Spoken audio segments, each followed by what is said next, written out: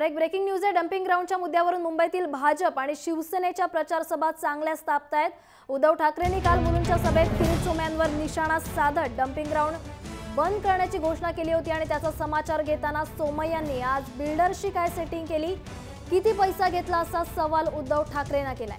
त्याचबरोबर मुलुंड डम्पिंगबाबत शिवसेनेच्या दोन भूमिका का असा प्रश्नही सोमय्यांनी विचारलाय।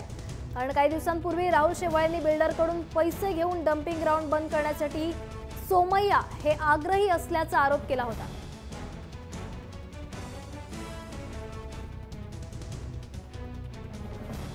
तर एक मोठी बातमी आपण या ठिकाणी पाहत आहोत। मुलुंड डम्पिंग ग्राउंड बाबत आता शिवसेनेच्या दोन भूमिका का असा सवाल केला आहे भाजपचे खासदार किरीट सोमय्यांनी। डम्पिंग ग्राउंडच्या मुद्द्यावरून मुंबईतील भाजप आणि शिवसेनेच्या प्रचार सभा या चांगल्याच तापल्या।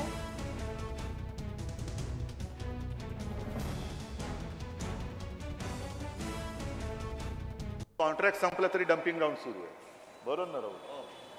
आणि मी तुम्हाला वचन देतो की याच्या पुढे त्याच्यावरती जीव घेणा कचरा, तुम्हाला त्रास देणारा कचरा टाकला जाणार नाही। उलट कचऱ्याचे जे डोंगर आहेत ते नाहीसे केले जातील, ते तिकडनं संपूर्ण काढले जातील।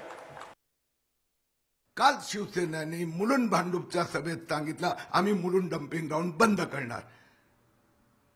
काय किती रुपयात मांडवली केली, आकृती बिल्डर कडून किती पैसे घेतले, एका आठवड्यात सेटलमेंट। ही तर शिवसेनेची संस्कृती आहे।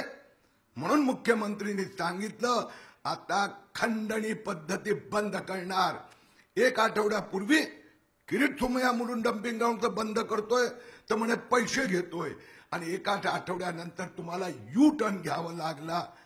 त्याचं उत्तर द्या आणि घेतलेले पैसे मुंबई महापालिकेच्या तिजोरीत जमा करा।